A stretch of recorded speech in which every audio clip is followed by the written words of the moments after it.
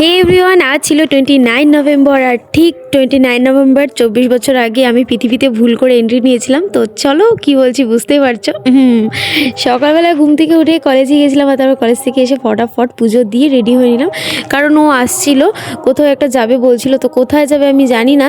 তো তারপরে দেখলাম একটা কালী মন্দিরে নিয়ে গেল, আর এই মন্দিরে গিয়ে পুজো দেওয়ার পরে আমার বেশ ভালো অনুভব হচ্ছিল, কারণ কয়েকদিন থেকে আমার মনটা ভীষণ খারাপ হয়েছিল। আর পুজো দেওয়ার পরে আমি ভেতর থেকে একটা শান্তি অনুভব করেছিলাম।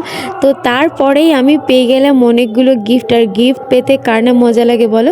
তো এই গিফটের ভেতরে কি কি জিনিস আছে সেগুলো নয় পরেই শেয়ার করব।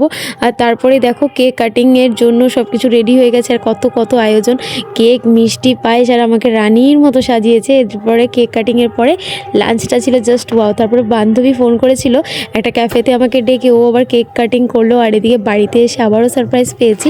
তো যাই হোক, দিনটা বেশ ভালোই কেটেছে। কিন্তু কি বলো তো, আগের মতো বার্থডের যে একটা এক্সাইটমেন্ট না, সেটা এখন আর না। এখন বার্থডে আসলে পরে মনটা যেন আরও ভীষণ খারাপ হয়ে যায়, কিন্তু কেন যাই না। চলো এদিকে কেক কাটিং করে সবাইকে কেক খাইয়ে দিলাম। আজকের জন্য এতটুকুই, দেখা